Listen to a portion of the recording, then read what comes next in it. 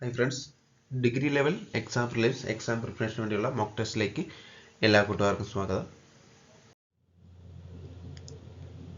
താഴെ തന്നിരിക്കുന്നവയിൽ ഏതിൻ്റെ മേധാവിയായാണ് സുജോയ്ലാൽ താവേ സെൻ നിയമിതനായത്?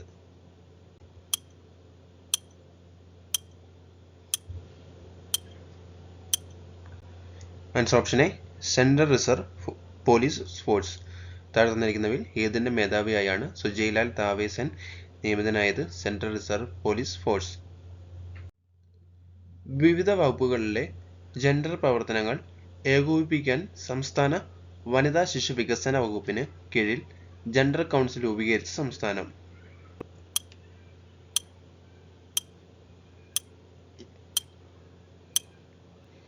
കേരളം. വിവിധ വകുപ്പുകളിലെ ജെൻഡർ പ്രവർത്തനങ്ങൾ ഏകോപിപ്പിക്കാൻ സംസ്ഥാന വനിതാ ശിശു വികസന വകുപ്പിന് കീഴിൽ ജെൻഡർ കൗൺസിൽ രൂപീകരിച്ച സംസ്ഥാനം? കേരളം. 2023 ICC വനിതാ T20 ക്രിക്കറ്റ് വേൾഡ് കപ്പിന് വേദിയാകുന്ന രാജ്യം?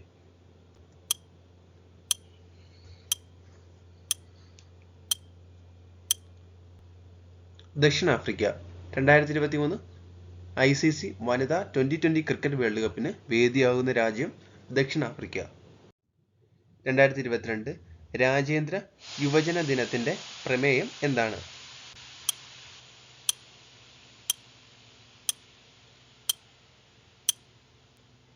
Answer option A, Inter generation solidarity. എല്ലാ പ്രായക്കാർക്കും ഒരു ലോകം സൃഷ്ടിക്കൽ. എക്സ്പ്രസ് വജ്രപ്രഹാർ 2022 ഏത് രാജ്യവുമായുള്ള ഇന്ത്യയുടെ സംയുക്ത പ്രത്യേക സേന അഭ്യാസമാണ്?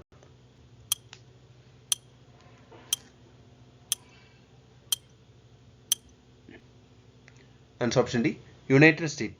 എക്സ്പ്രസ് വജ്ര പ്രഹാർ 2022 ഏത് രാജ്യവുമായുള്ള ഇന്ത്യയുടെ സംയുക്ത പ്രത്യേക സേനാ അഭ്യാസമാണ്? United state. 36ാം ദേശീയ ഗെയിംസ് ഉദ്ഘാടനം ചെയ്തത് ആര്?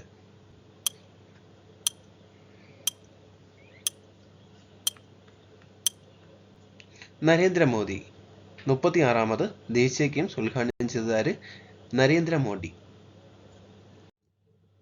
ഏഷ്യ, ഓഷ്യാനിയ എന്നീ മേഖലകൾക്കായുള്ള ഇന്റർനാഷണൽ ടെലികമ്മ്യൂണിക്കേഷൻ യൂണിയന്റെ റീജിയണൽ സ്റ്റാൻഡേർഡൈസേഷൻ ഫോറം സംഘടിപ്പിച്ചത് എവിടെ?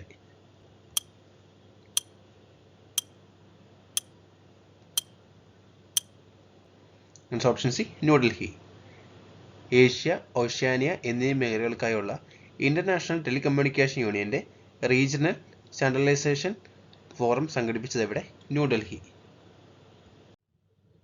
ഐക്യരാഷ്ട്ര സംഘടനയുടെ വിവിധ ഘടകങ്ങളുമായി ബന്ധപ്പെട്ട ചുവടിൽ തന്നിട്ടുള്ള പ്രസ്താവനകളിൽ ശരിയായ പ്രസ്താവനകൾ തിരഞ്ഞെടുക്കുക.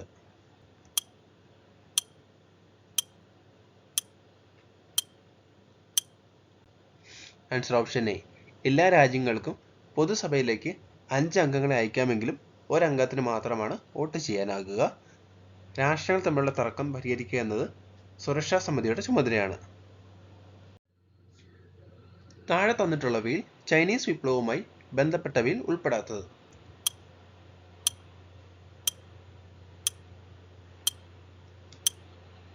ആൻസർ ഓപ്ഷൻ ഡി, രക്തരൂഷിതമായ ഞായറാഴ്ച. താഴെ തന്നിട്ടുള്ളവയിൽ ചൈനീസ് വിപ്ലവവുമായി ബന്ധപ്പെട്ടവയിൽ ഉൾപ്പെടാത്തത് രക്തരൂഷിതമായ ഞായറാഴ്ച. സ്വാതന്ത്ര്യത്തിനു ശേഷം മുസ്ലിം ഭൂരിപക്ഷ പ്രദേശങ്ങളെ പാകിസ്ഥാനിലേക്കും ബാക്കിയുള്ള പ്രദേശങ്ങളെ ഇന്ത്യയിൽ നിലനിർത്തുകയും ചെയ്യാനുള്ള തീരുമാനം നടപ്പാക്കുന്നതിൽ ഉണ്ടായ ശരിയായ ബുദ്ധിമുട്ടുകൾ എന്തെല്ലാം?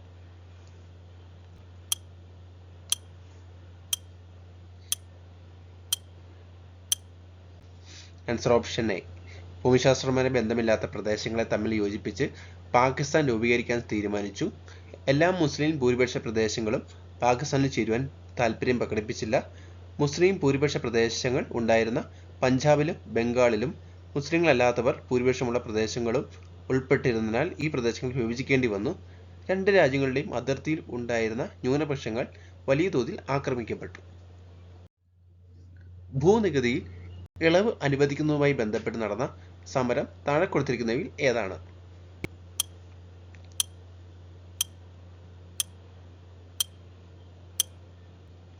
ഖേഡ സത്യാഗ്രഹം.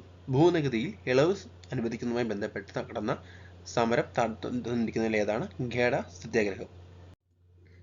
വിജയനഗര സാമ്രാജ്യവുമായി ബന്ധപ്പെട്ട് ശരിയായ പ്രസ്താവനകൾ തിരഞ്ഞെടുക്കുക.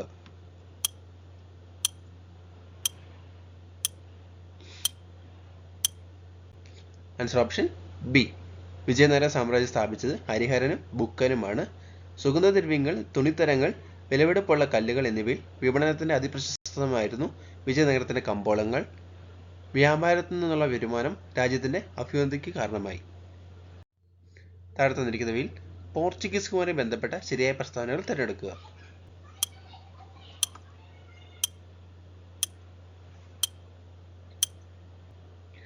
Answer option D. എല്ലാ പ്രസ്താവനകളും ശരിയാണ്. കോഴിക്കോട് ഭരിച്ചിരുന്ന സാമൂതിരി രാജാവ് വാസ്കോഡ ഗാമയ്ക്ക് കച്ചവട സൗകര്യങ്ങൾ നൽകാത്തതിനാൽ അദ്ദേഹം കണ്ണൂരിലെത്തി അവിടെ നിന്ന് ആവശ്യമായ വിഭവങ്ങൾ ശേഖരിച്ച് പോർച്ചുഗലിലേക്ക് തിരിച്ചുപോയി. ഗോവ, ദാമൻ ദിയു എന്നിവയിലായിരുന്നു പോർച്ചുഗീസുകാരുടെ പ്രധാന വാണിജ്യ കേന്ദ്രങ്ങൾ. തൃശ്ശൂർ ജില്ലയിലെ കോട്ടപ്പുറം കോട്ടയും കണ്ണൂരിലെ സെയിന്റ് ആഞ്ചലോ കോട്ടയും നിർമ്മിച്ചത് പോർച്ചുഗീസുകാരാണ്. നമ്മുടെ നാട്ടിൽ കാണപ്പെടുന്ന പൈനാപ്പിൾ, പേരയ്ക്ക, പപ്പായ, കശുവണ്ടി, പുകയില എന്നീ കാർഷിക വിളകൾ ഇവിടെ കൊണ്ടുവന്നത് പോർച്ചുഗീസുകാരാണ്. ജീവശിഖ ജാഥ എന്തുമായി ബന്ധപ്പെട്ടിരിക്കുന്നു?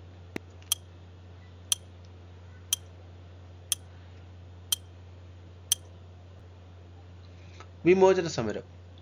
ജീവശിഖ ജാഥ എന്തുമായി ബന്ധപ്പെട്ടിരിക്കുന്നു? വിമോചന സമരം. താഴെ തന്നിരിക്കുന്നവയിൽ ശരിയായ ജോഡി തിരഞ്ഞെടുക്കുക.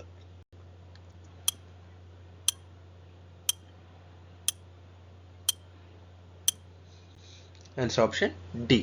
ഏറ്റവും ചെറിയ വൻകര ഓസ്ട്രേലിയ, വെളുത്ത ഭൂഖണ്ഡം അന്റാർട്ടിക്ക, ഇരുണ്ട ഭൂഖണ്ഡം ആഫ്രിക്ക.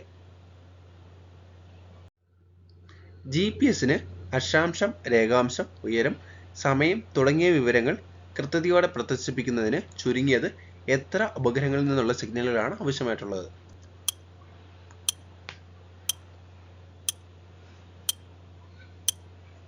Answer option C. 4. GPS-ന് അക്ഷാംശം, രേഖാംശം, ഉയരം, സമയം തുടങ്ങിയ വിവരങ്ങൾ കൃത്യതയോടെ പ്രദർശിപ്പിക്കുന്നതിന് ചുരുങ്ങിയത് എത്ര ഉപഗ്രഹങ്ങളിൽ നിന്നുള്ള സിഗ്നലുകളാണ് ആവശ്യമുള്ളത്? 4. പരുത്തിയുമായി ബന്ധപ്പെട്ട് താഴെ കൊടുത്തിരിക്കുന്ന പ്രസ്താവനകളിൽ ശരിയായ തിരഞ്ഞെടുക്കുക.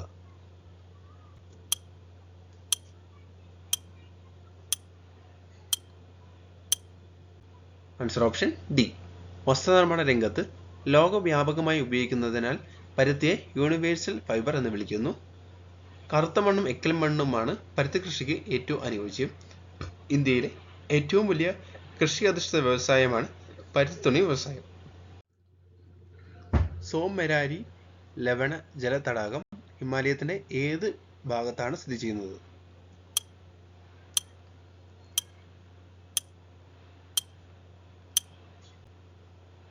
വടക്ക് പടിഞ്ഞാറൻ ഹിമാലയം. സോമേരി ലവണ ജല തടാകം ഹിമാലയത്തിന്റെ ഏത് ഭാഗത്താണ് സ്ഥിതി ചെയ്യുന്നത്?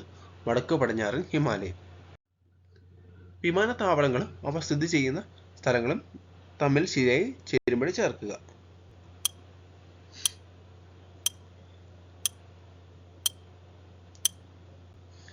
ഓപ്ഷൻ സി ആണ് ശരിയായിട്ടുള്ളത്. ബുദ്ധമയൂരി എന്നറിയപ്പെടുന്നത് കേരളത്തിന്റെ ഔദ്യോഗിക ഡാഷ് ആണ്.